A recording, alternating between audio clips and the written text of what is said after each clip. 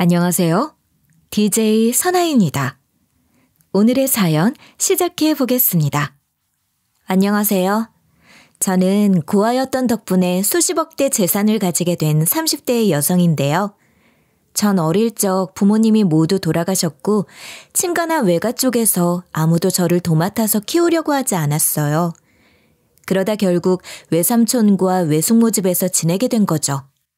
삼촌 집에는 제 밑으로 3살, 4살 더 어린 친척 동생들이 있었어요. 어렸을 때 자주 놀러가고 친척 동생들이랑도 친했으니까 같이 사는 게 괜찮을 거라고 생각했는데요. 하지만 실제로 지내보니 옛날에 엄마가 농담식으로 물어본 게 생각나더라고요. 엄마가 저한테 이런 질문을 하신 적이 있거든요. 만약에 엄마 아빠가 갑자기 하늘나라로 가면 넌 어떻게 살래? 전 너무나도 당연한 듯이 이렇게 대답했죠. 삼촌, 이모, 고모가 이렇게 많은데 그분들 도움 받으면서 살면 돼. 그런데 엄마가 콧방귀 뀌시면서 이런 반응을 보이셨어요. 삼촌이랑 이모가 지금 잘해주는 게 너가 좋아서 잘해주는 줄 아니? 다 엄마 아빠 보고 그러는 거지. 그때는 무슨 말인지 알아듣지 못했지만 부모님이 돌아가시자 뼈저리게 이해하게 됐어요.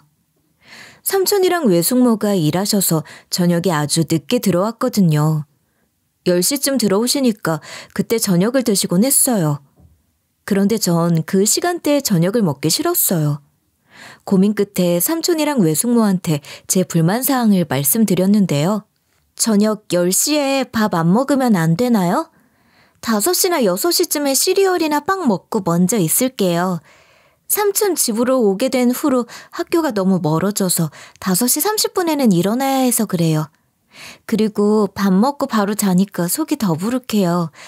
그 전까지 삼촌이랑 외숙모 기다리느라 아무것도 안 먹어서 배가 고프기도 하고요.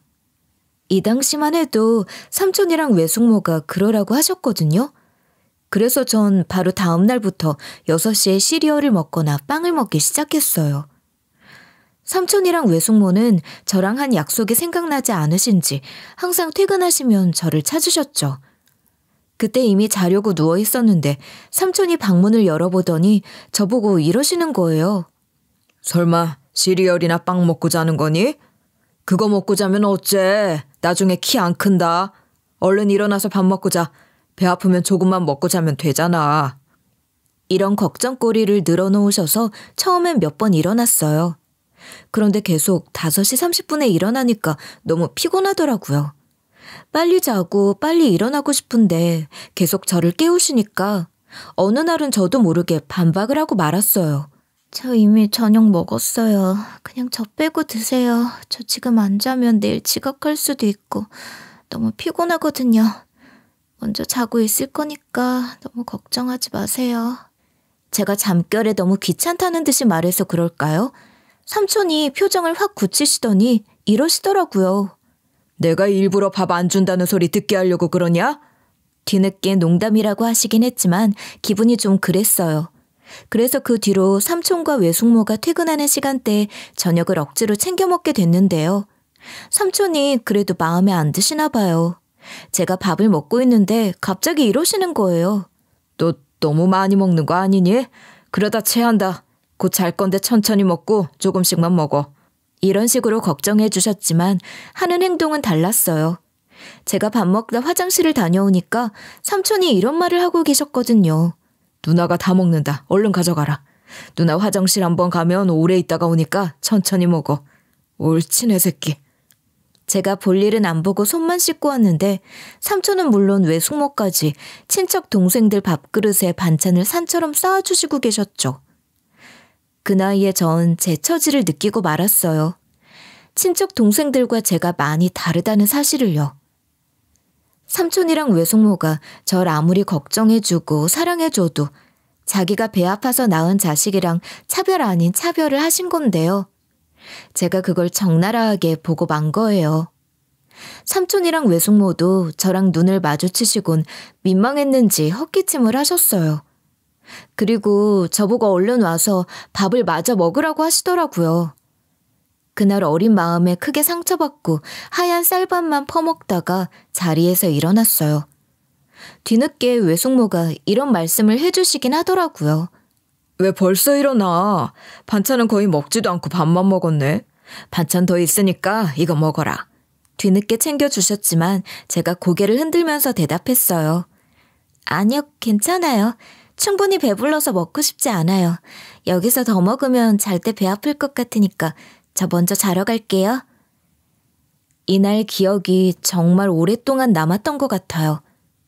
게다가 이날만 차별하신 게 아니었어요.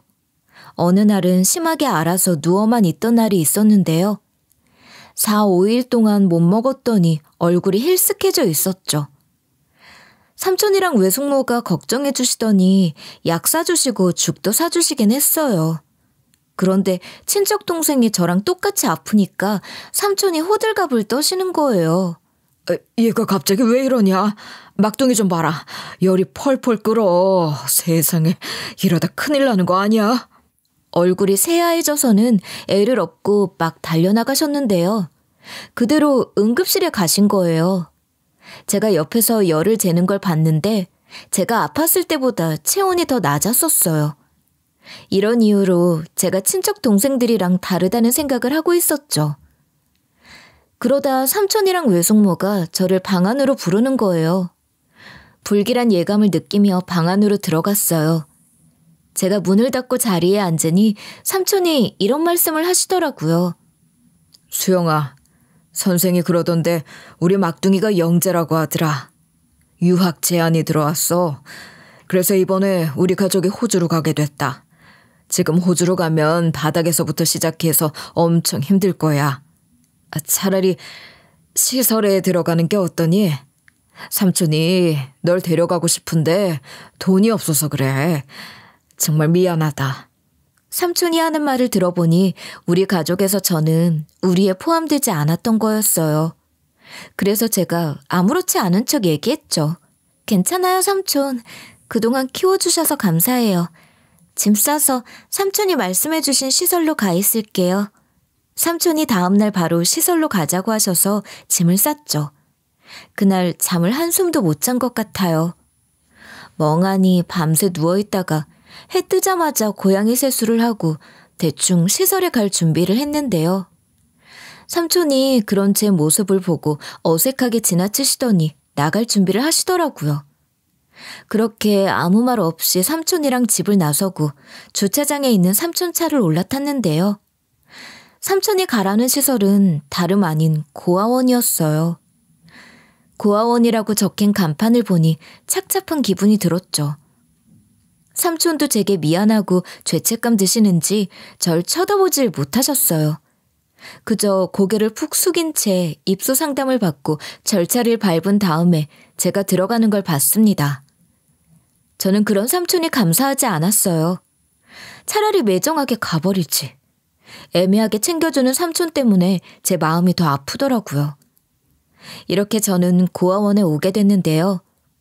몇 년 동안 고아원에서 생활하다 보니 알게 된 건데 원생들이 입양 가는 걸 되게 부러워하고 자랑으로 여기는 것 같았어요. 왜냐면 입양은 외모가 예쁘고 잘생겨야 했거든요. 게다가 원생 나이가 11살이 넘어가면 거의 가망이 없대요. 보통 입양하러 오는 사람들은 차도 다 삐까뻔쩍한 걸 타고 오니까 어릴 땐 입양 부모 오면 제가 다 설레고 그랬죠. 그런데 전 이미 나이가 좀 있으니까 입양될 기대를 저버리고 있었어요. 여기서 열심히 공부하다가 19살이 넘어가면 독립할 생각을 하고 있었는데 갑자기 원장님이 절 부르는 거예요. 제 인생에서 입양을 가게 되는 행운이 찾아오려나 싶었습니다. 그런데 제 기대와는 다르게 접견실 문을 여니까 삼촌이 있는 거예요. 몇 년 만에 찾아온 삼촌은 술 냄새를 풀풀 풍기면서 이런 얘기를 꺼내고 있었어요. 수영아, 내가 오기 전에 소문을 들었는데 보육원에서 오랫동안 지낸 아동에게 후원자가 엄청 많아진다고 하더라. 너한테도 후원금이 많이 쌓이지 않았니? 우리 조카 통장이니까 내가 관리하겠다고 했는데 원장님이 안 된대. 네 허락이 떨어져야 한다고 하던데 수영이 내가 도와주면 안 되겠니? 삼촌이 절 찾으러 온 게 아니라 돈이 탐나서 온 거였어요. 당연히 저도 단호하게 말씀드렸죠. 죄송하지만 그건 안 될 것 같아요. 그거 저 쓰라고 온 돈인데 삼촌이 왜 관리하려고 하시는데요? 삼촌 이제 제 보호자도 아니잖아요. 제가 이러니까 삼촌 눈깔이 획 돌아가서는 막말을 퍼붓기 시작하셨어요. 미성년자인 애가 뭘 안다고 말댔구야? 우리의 통장이니까 내가 관리하겠다는데 왜 다들 난리냐고! 삼촌이 난동을 피우다가 보육원 선생님들한테 붙잡혀서 꼼짝도 못하게 되셨는데요. 그제야 눈물을 펑펑 쏟아내며 저한테 사과하시더라고요. 수영아, 미안하다. 삼촌이 이래서 미안해. 널 볼 면목이 없다. 삼촌이 애들 데리고 호주로 이민을 갔는데 적응하기 어려워서 한국으로 돌아왔어. 근데 삼촌이 몇십 년 동안 일궈 놓은 자리가 전부 사라진 거 있지. 이제 나이도 있어 삼촌을 써주는 사람도 없어서 돈벌이가 아예 없어졌어. 결국 이 나이에 막노동까지 하게 됐는데 얼마 전에 사기까지 당하고 말았다. 이 말을 해주면서 도와달라고 꺼이꺼이 우는데 속에서 울컥하더라고요. 원장님은 제가 고아원에 오게 된 사정을 얼추 알고 계셔서 삼촌을 막으려고 하셨어요. 저한테 달라붙으려는 삼촌에게 몇 번이나 경고하셨는데요. 수영이한테 떨어져 주세요. 애가 싫다고 하지 않습니까? 못 키우겠다고 맡겨놓고 가셔놓고 이러시면 어떡해요? 지금 당장 보육원을 안 나가면 112에 신고하겠다고 했지만 삼촌이 저한테 떨어지지 않았어요. 결국 원장님께서 신고해 경찰이 출동했지만 삼촌이 울면서 저한테 빌었습니다. 수영아, 삼촌이 빚만 있고 못난 사람이라서 미안하다. 삼촌이 잘못했어. 제발 삼촌을 용서해줘. 네 후원금으로 조금만 도와줘라. 딱 한 번이면 돼. 그리 큰 금액도 아니다. 삼촌이 이런 식으로 울먹거려서 그냥 처벌하지 말아달라고 했어요. 그래서 삼촌이 업무 방해죄로 경찰서까지 잡혀갔으나 훈방 조치됐죠. 전 원장님한테 이 소식을 전해 듣고 한순간에 우울해졌어요. 며칠 동안 밤새 잠을 못 이루다가 그 주 미사 시간대 신부님한테 가서 고해성사를 요청드렸는데요. 성사방 들어가서 신부님한테 전부 다 이야기 드렸습니다. 며칠 전에 절 버린 삼촌이 찾아왔어요. 삼촌이 이민 간다고 절 고아원에 맡겨놓고 가놓고 와서 조금은 기대했었거든요. 근데 돈 때문에 온 거였더라고요. 저보고 돈 달라고 했다가 용서해달라고 했어요. 신부님, 진짜로 제 편은 없는 걸까요? 사는 게 너무 힘들어요. 앞으로는 공부 잘하고 일도 잘할 테니까 제발 저희 부모님 만나게 해주세요. 그랬더니 신부님이 성사방을 박차고 나와서 저를 끌어내더니 꼭 안아주셨어요. 저보다 더 슬픈 목소리로 이리 말씀해 주셨죠. 수영아, 네 잘못이 아니다. 이게 다 어른들 때문에 이렇게 된 거니까 너무 마음 쓰지 마. 아직 더 살아야지. 벌써부터 그런 말하면 어떡해. 신부님이 이날만 따뜻하게 위로해 주신 게 아니라 맨날 저한테 할 얘기가 있으면 털어놓으라고 하셨어요. 덕분에 신부님 도움으로 다시 밝고 활기찬 성격으로 돌아온 것 같은데요. 아무리 제가 긍정적인 성격이라고 해도 이제 나이도 많지 친척들까지 돈에 허덕이며 찾아오고 있는데 제가 입양이 되겠어요?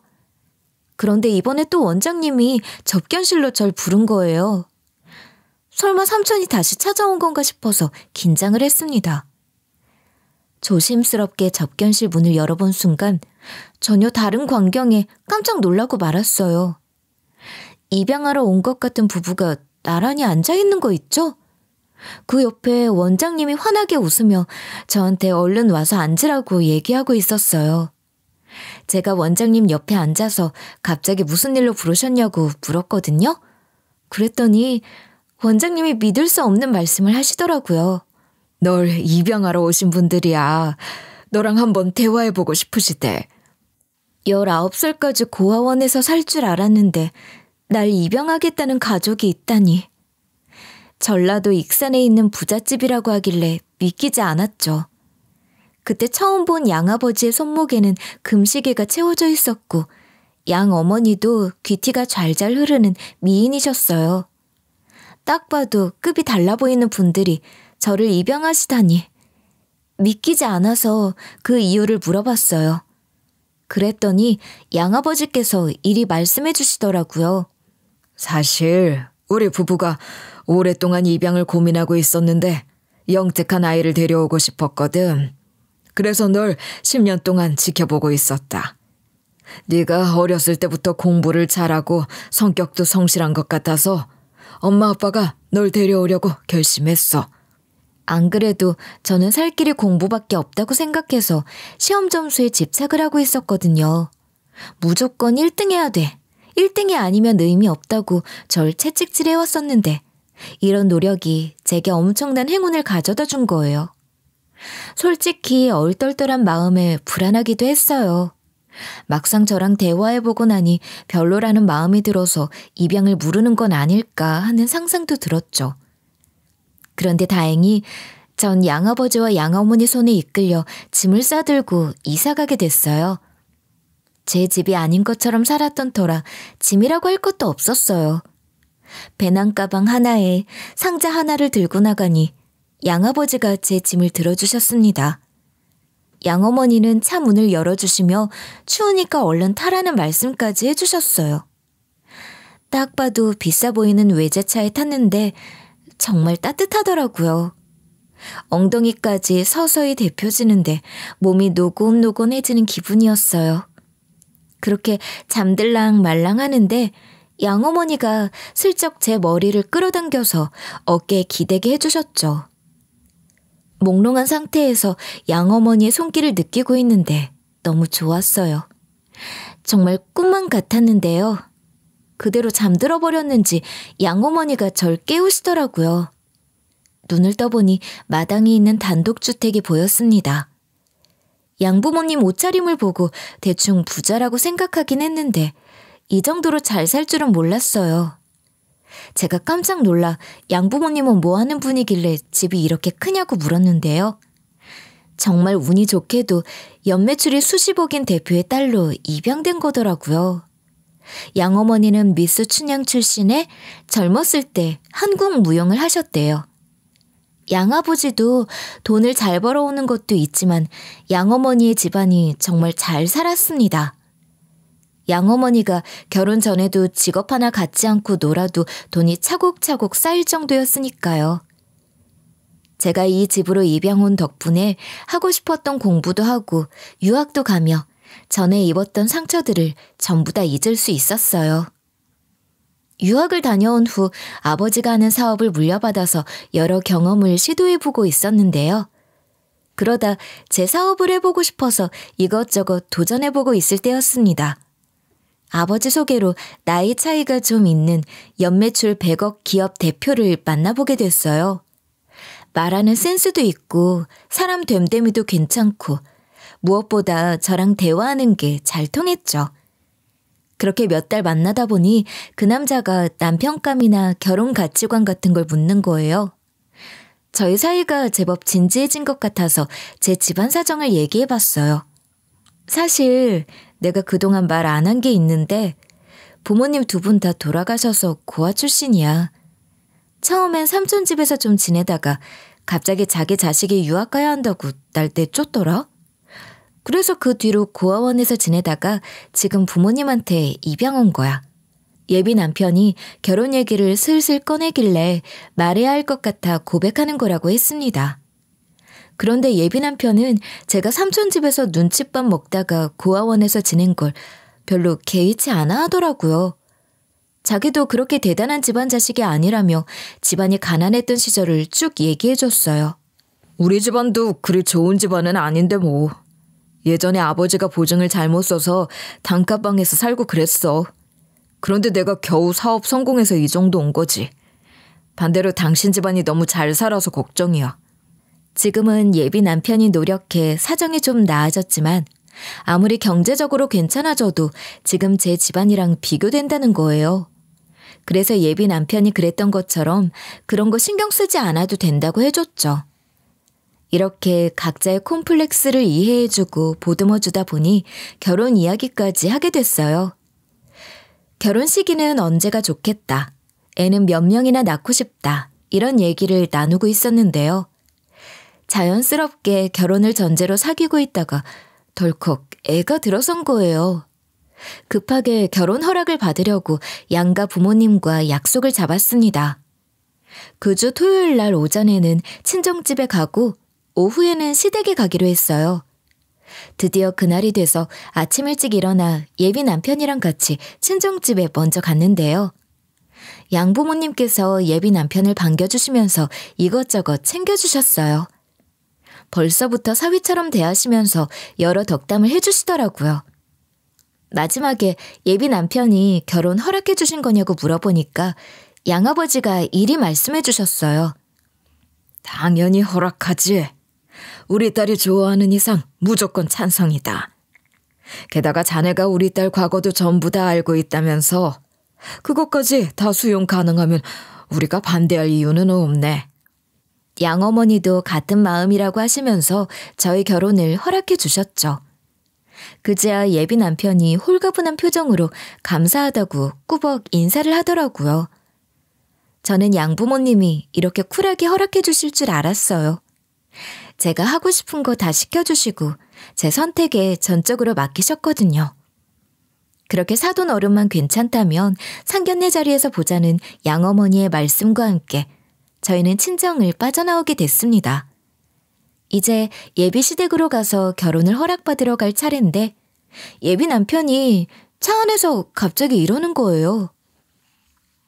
사실 내가 그동안 숨기고 있는 게 있는데 부모님께 당신 직업이랑 집안 규모 같은 거 전혀 얘기 안 했거든?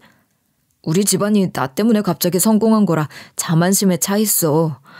뭐만 하면 돈 거리고 틈만 하면 며느리 될 여자애들 실험해보더라고. 예비 남편 말로는 저를 만나기 전에 결혼을 전제로 만나던 여자들이 있었다고 해요. 그 여자들은 저랑 다르게 재산이 많은 것도 아니고 평범했다고 하죠. 한 명은 선생님이었고 다른 한 명은 공무원이었대요. 어른들이 진짜로 밉보일 만한 직업도 아니고 모아놓은 돈도 그럭저럭 괜찮았는데 예비 시부모가 아들이 연매출 100억 기업 대표라는 것에 푹 빠져있는 거예요. 결혼할 여자만 데려오면 예비 시모가 이런 말을 했대요. 난 여자 쪽 집안이나 직업이 연매출 100억급 아니면 절대 장가 안 보낼 거다. 솔직히 결혼하려면 급이 맞아야지. 모아놓은 돈이 고작 3천만 원밖에 없으면 어쩌려고 그러니? 예비 남편은 여자 쪽에서 모아놓은 돈을 전혀 신경 쓰지 않아서 계속 붙잡았다고 하는데요. 그런데 예비 시모가 헤어질 때까지 집요하게 괴롭혔다고 해요. 예비 남편 말로는 예비 시모가 자기 몰래 예비 며느리랑 단둘이 만나서 이상한 말을 한 것 같대요. 결국 예비 남편은 계속 파혼을 하고 말았고 30대 후반이 되도록 결혼을 못한 거예요. 예비 남편은 아주 어렸을 때부터 빨리 결혼해서 안정적인 생활을 꾸려나가는 게 꿈이었대요. 어릴 적 꿈이 좋은 아빠였다고 하는데 그걸 예비 시부모가 계속 막았던 거죠. 예비 남편도 이런 예비 시부모가 지겨워서 연 끊고 지낼 생각도 했지만 시부모가 끈덕지게 달라붙었다고 해요. 심지어 예비 시모는 예비 남편에게 이런 말을 했다는 거예요.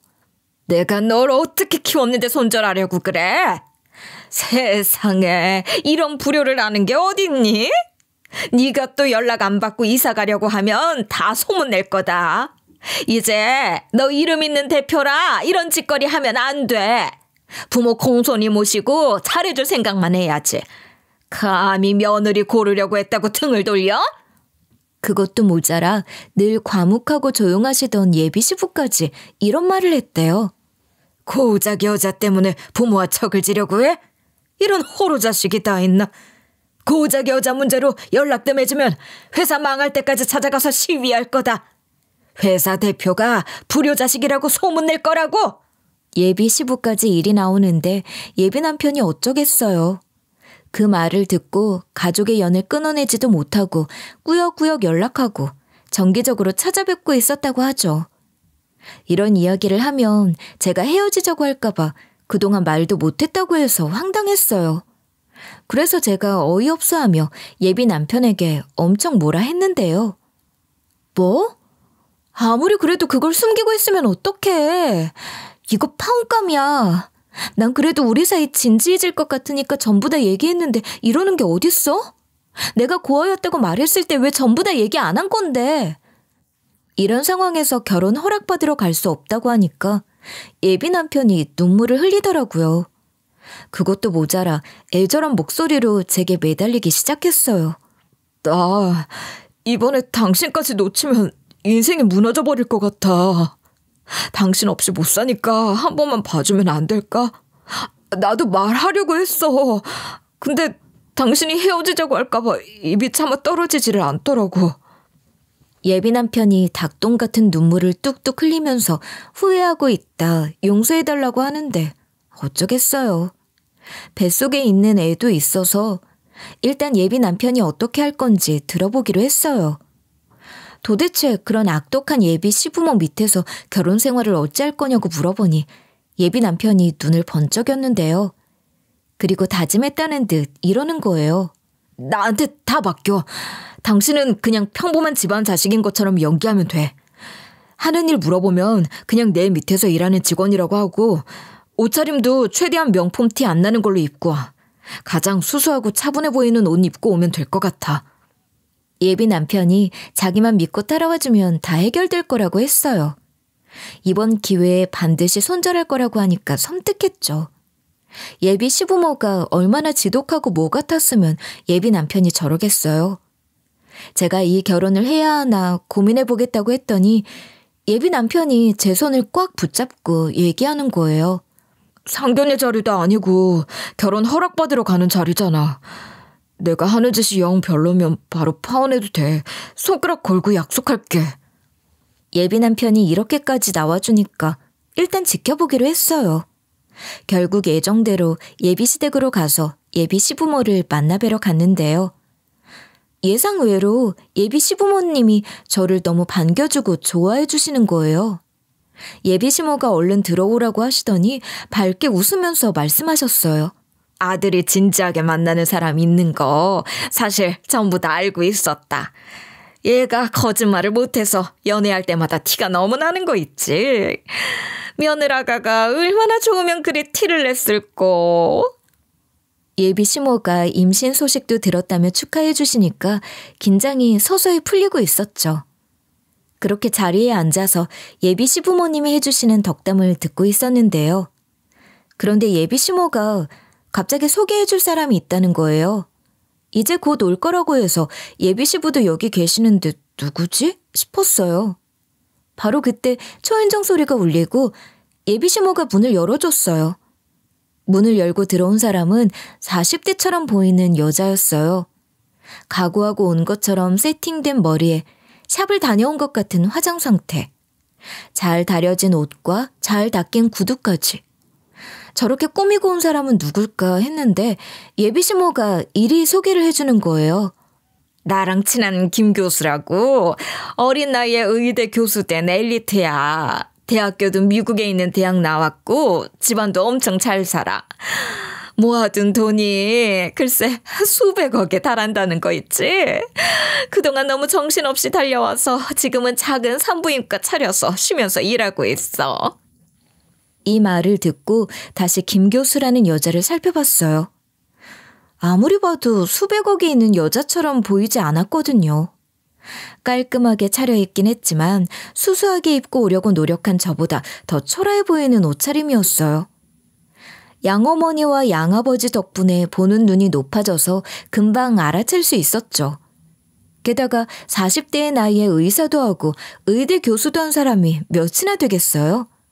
그런데 예비 시모는 잘 사는 사람을 본 적이 없어서 그런지 그 여자가 말한 대로 그대로 믿은 것 같았어요.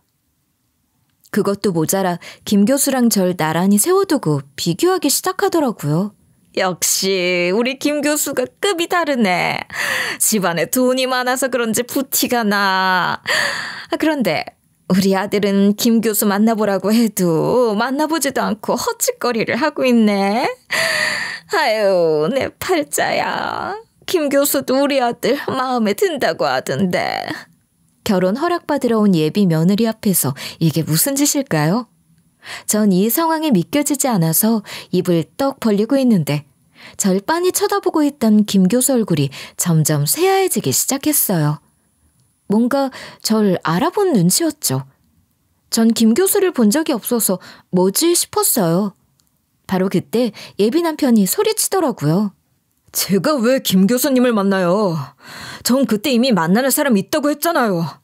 그때 그 사람이랑 이렇게 결혼 허락받으러 왔으니까 결혼 허락해 주세요. 결혼은 엄마가 하는 게 아니고 제가 하는 거니까 제 말 좀 들어주시라고요. 계속 이러시면 저 부모님이랑 연락 안 하고 지낼 겁니다. 결혼식도 그냥 저희끼리 올릴 거예요. 예비 남편이 강수를 뒀는데 예비 시모가 이러는 거 있죠? 뭐? 너희들끼리 결혼을 해? 네가 드디어 정신이 나갔구나. 그럼 예비 사돈 어르신들이 가만히 있을 것 같니? 콩가루 같은 집안이라고 결혼 안 시킬 게 뻔하다. 예비 시모가 막말을 해대길래 제가 이리 맞받아쳤습니다. 저희 부모님이 그런 이유로 반대하실 리가 없거든요. 그리고 설사 반대하더라도 그냥 저희끼리 결혼식 올리면 돼요. 부모님 자리 비어있는 결혼식 하나도 안 무섭거든요. 제가 입양 안 됐으면 부모님이 돌아가셔서 애초부터 부모님 자리 비워져 있었을 텐데 제가 그걸 무서워할 것 같으세요? 예비 시모가 조건만 본다고 하니까 일부러 제가 고아였다는 사실을 공개했어요. 그러자 예비 시모가 아주 뒤집어질 정도로 놀라는 거예요. 펄쩍 뛰면서 김 교수를 향해 윽박지르기 시작했어요. 뭐? 고아년이라고? 게다가 입양 가정? 돈 없는 것도 모자라 우리 아들 밑에서 일하고 있는데 고아? 아유, 어디서 이런 년을 다 데려와. 김 교수, 하던 대로 저녁 검사부터 진행해. 내가 부모한테 버려진 것만을 어떻게 믿어? 뱃속에 있는 애가 진짜 우리 아들 애인지 알아보라고. 그런데 바로 그때 김 교수가 덜덜 떨면서 말하는 거예요. 사모님, 제가 감히 높으신 이분의 검사를... 이분은 박원철 병원장님 손녀딸 아니십니까? 제가 이 말을 듣고 저희 할아버지를 어떻게 알고 계시냐고 물었어요. 할아버지가 제가 대학 다닐 때 친손녀딸처럼 예뻐해 주시면서 이쪽 저쪽 잘 데리고 가셨죠. 그러다 제가 사업을 시작하고 나서는 할아버지 술자리에 종종 불려가곤 했어요. 할아버지 술버릇이 절 부르는 거였기 때문인데요. 제가 술자리에만 가면 할아버지가 그동안 신임하고 있었던 직원을 붙잡고 괜찮은 사윗감이라며 소개시켜주고 다음날 기억도 못하고 그러셨어요. 그 술자리에 김 교수가 있었나 봐요. 하긴 할아버지 술자리에는 항상 할아버지에게 잘 보이려는 사람들만 모여 있었거든요. 교수가 그 할아버지 눈에 잘못 보이면 바로 교수로서의 영향력이 떨어질 거라는 거예요. 게다가 어이없게도 교수가 이런 고백을 늘어놓기 시작했어요.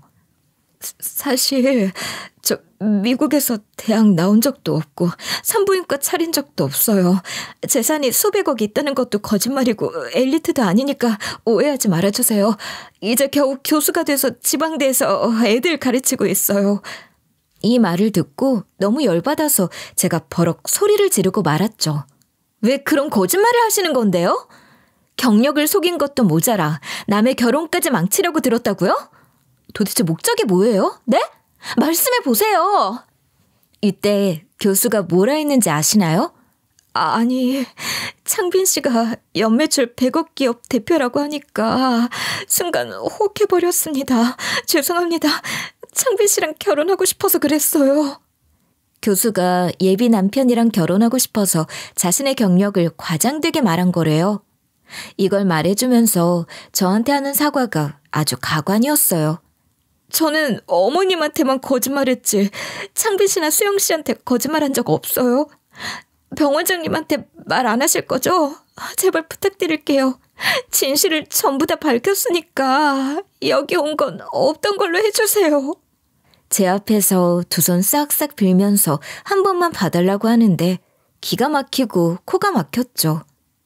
제가 지금 할아버지께 전화해서 전부 다 말할 거라고 하니까 교수가 파리처럼 싹싹 빌면서 쫓겨나다시피 예비시댁을 빠져나갔어요. 김 교수가 나가자 예비시모가 얼떨떨한 표정으로 서 있더라고요. 두 눈 끔뻑이며 저한테 멍청한 질문을 해댔어요. 김 교수가 지금 뭐라고 간 거냐? 할아버지가 병원장이라고? 평범한 집안인 줄 알았는데 아니었어? 집안이 잘 살면 말을 해야 할 거 아니니? 임신한 애가 파혼하면 어쩌려고 그래? 예비시모가 재산 규모를 물어보면서 너무 좋아하길래 제가 말해줬죠. 저 사실 옛날에 부모님 두 분 다 돌아가셔서 고아된 거 맞고요. 삼촌도 저 키우다가 힘들어서 버리셨어요. 그러다 입양됐는데 저희 아버지가 연매출 수십억대 사업가예요. 아까 들었다시피 외할아버지가 병원장이시거든요. 어머니는 집안 자체가 부자셔서 돈도 안 벌고 놀고 계세요. 저도 아버지 따라 취미삼아 사업해보다가 이 사람 만난 거고요. 그리고 이번에 한 사업도 되게 대박이 나서요. 무슨 사업으로 대박이 났고 얼마나 벌었는지 궁금하시죠? 예비시모가 어버버하더니 고개를 끄덕이길래 제 사업하는과 규모 전부 다 설명해줬어요. 미백크림을 개발한 후 판매 초반에 유명 모델을 기용한 마케팅이 먹혔던 덕분에 미백크림이 불티나게 팔리고 있었거든요. 그런데 우연히 한 연예인이 제 화장품을 쓰고 있는 게 TV에 노출돼 사업이 크게 성공한 거예요. 그쯤 되니까 미백크림 외에도 다른 화장품을 판매해보고 싶더라고요. 그러다가 아버지한테서 예비 남편을 소개받아 사업을 키우게 된 거예요. 한마디로 남편 도움과 그동안의 제 내공을 통해 수십억 대에 가까운 대표가 된 거죠. 예비시모가 말도 안 되는 짓을 하고 있을 때 제가 그동안 해놓은 업적을 쭉 읊어줬는데요. 그것도 모자라 식은땀을 흘리는 예비시모에게 이런 일침을 날렸습니다. 어머님이 저희 남편 둘 사람 결혼 반대하고 예비 며느리들 못살게 구는 동안 저는 수십억대 재산을 쌓아놨네요. 어머님은 고작 돈 많은 며느리 찾으려고 눈에 불을 켜고 다녔고요. 좀만 더 하면 수백억은 그냥 쌓일 것 같은데 이 돈 어머님 같은 사람이랑 정말 나누기 싫네요. 제가 이런 식으로 말하니까 예비시모가 어색하게 웃으면서 저한테 매달리는 거예요. 며느라, 내가 미안하다. 내가 돈에 눈이 멀어서 그랬어.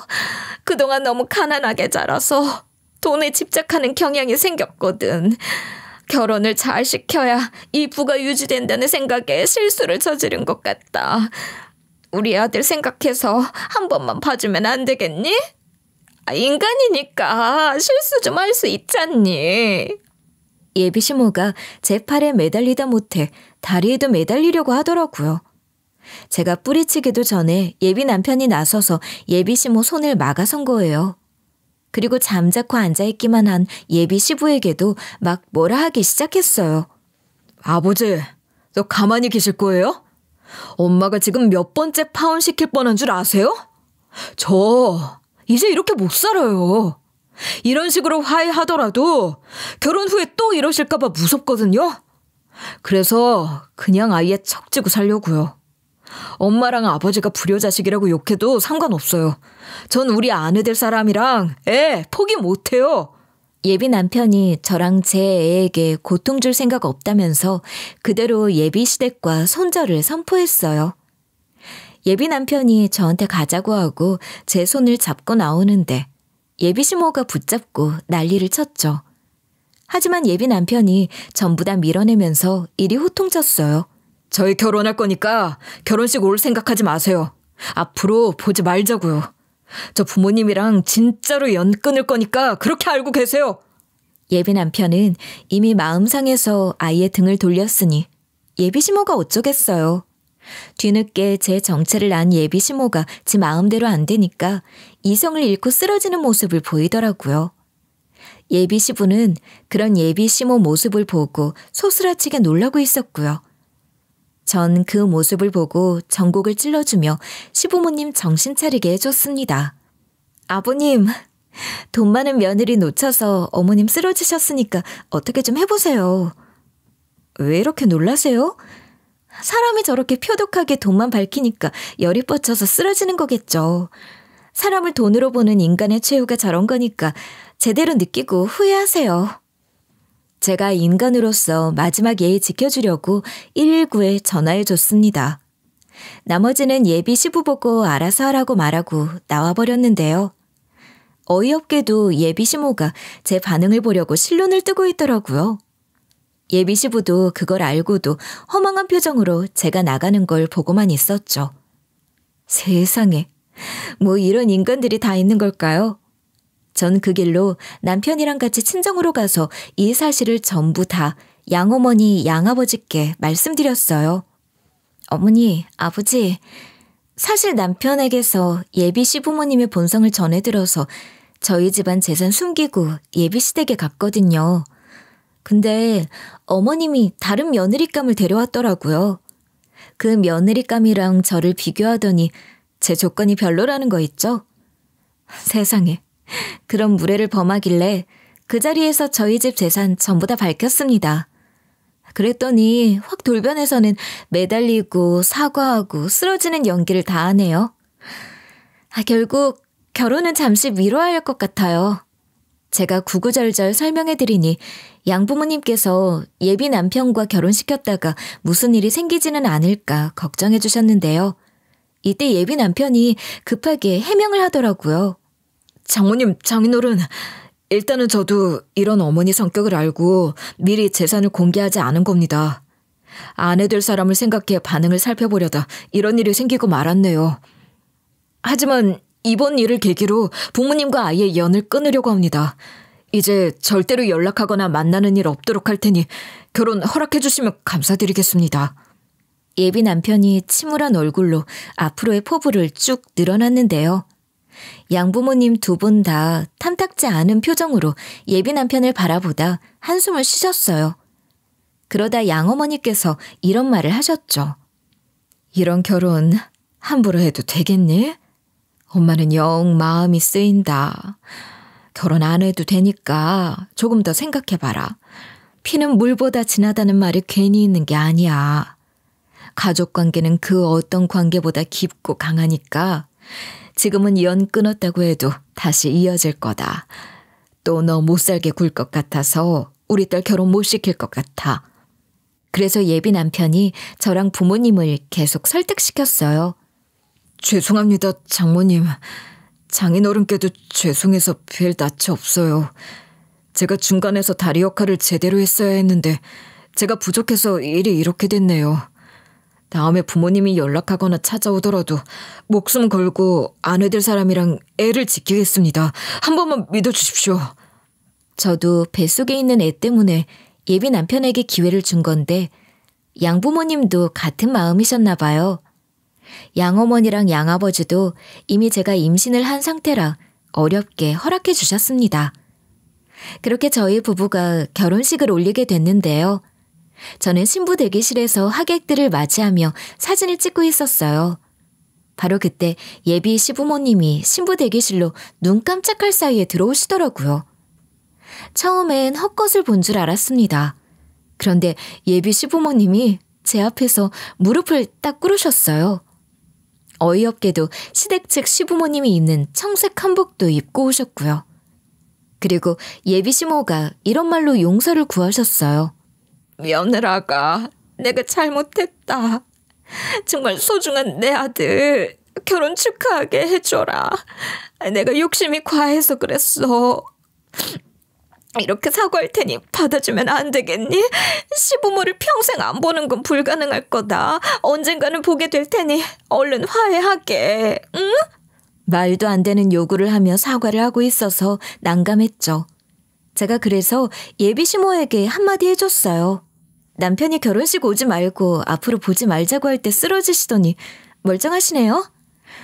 처음에는 저한테 잘해주시고 착한 척 하시더니 쓰러진 것도 연기하신 거였죠? 이번에도 연기하신 거예요? 그런데 어쩌죠? 이제는 속을 생각도 없고 어머님 봐줄 생각도 없어요. 어머님 용서받아주고 결혼식에 앉을 자리 만들어드리면 뭐해요. 제 돈이랑 저희 집안 때문에 또 굴복하신 거잖아요. 제가 만약에 망하면요? 그때는 어머님 어떻게 변하실 건데요? 제가 조목조목 따지고 드니까 예비 시모가 다급하게 이러더라고요. 당연히 며느리 네가 망해서 땡전 한 푼 없어져도 시모로서 잘해줘야지. 내가 아직까지 정신 못 차린 줄 알았니? 나 이제 반성했다니까. 예비 시모가 당당하게 소리를 지르고 있길래 예식장 직원한테 예비 남편을 불러달라고 얘기했죠. 그랬더니 예식장 직원이 밖에서 인사하고 있던 예비 남편을 데려오더라고요. 예비 남편이 무슨 일인지 몰라 처음엔 의아스러운 표정으로 들어왔는데요. 그런데 예비 시모를 보자마자 길길이 날뛰면서 악을 질러댔어요. 다시는 보지 말자고 했는데 왜 여기까지 오신 거예요? 엄마가 하는 사과 안 믿을 거예요. 어차피 돈만 보고 이러시는 거잖아요. 이게 한두 번도 아니고 저도 더 이상 못 봐드려요. 그동안 엄마니까 아버지니까 봐드린 거예요. 이렇게 예비 시부모님이 내쫓기고 있는데 멀리서 익숙한 실루엣이 보였어요. 허름한 옷을 입고 있고 머리가 새하얘져 있었지만 삼촌과 외숙모 같았죠. 제가 잘못 본 줄 알았는데 축의금만 내고 제가 볼까봐 헐레벌떡 가시더라고요. 일단 결혼식 차례가 와서 식을 치른 뒤 축의금 봉투를 확인해 봤어요. 예상대로 그 사람들이 삼촌이랑 외숙모가 맞았나 봐요.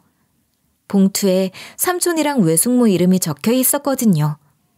게다가 그 안에 100만 원이랑 편지가 들어있는 거예요. 편지를 읽어보니 이런 내용이 적혀 있었어요. 울 조카 수영아, 내가 그때는 널 자식으로서 못 받아줘서 미안하다. 삼촌과 이모, 고모들 중에 널 맡아줄 만한 사람들이 없었어. 다 찢어지게 가난하고 힘들었다. 우리도 사정이 힘들지만 어쩔 수 없이 널 데려온 건데 예전부터 계획하고 있던 유학 문제와 이민 문제까지 너무 복잡하고 착잡하더라. 너까지 데려가려고 했는데 돈이 빠듯했고 결국 널 버리고 말았다. 널 버린 죄로 이렇게 가난해지고 힘들어져서 죄값을 받고 있으니 마음 풀었으면 좋겠다. 날 너무 증오하지 말아다오. 내가 너무 어리석었다. 그래도 우리가 네 삼촌이고 외숙모니까 결혼식에 와서 축의금은 내놓고 가마. 결혼 축하한다. 이렇게 서툰 글씨체로 적혀 있어서 깜짝 놀랐어요. 그 뒤로 우리 부부는 신혼여행을 다녀오고 신혼생활을 보내며 잘 살고 있어요. 얼마 전에 첫째 애까지 낳고 보니 자꾸만 삼촌 생각이 나더라고요. 이제는 삼촌이랑 외숙모가 밉기보다는 안쓰러웠어요. 얼마 전까지만 해도 내가 만약 삼촌이라면 어떻게 했을까라는 상상도 하곤 했죠. 그렇다고 해서 삼촌에게 전화해 뭐라 하거나 잘해주지는 않았어요. 머리가 복잡해져서 이렇게 사연 글을 써보니 마음 정리가 좀 된 것 같거든요. 제가 힘들게 살았던 것만큼 이제 행복해질 일만 남은 거 아니겠어요? 시부모님이든 삼촌이랑 외숙모든 자기가 한 만큼의 벌을 받는 거라는 생각이 들었어요.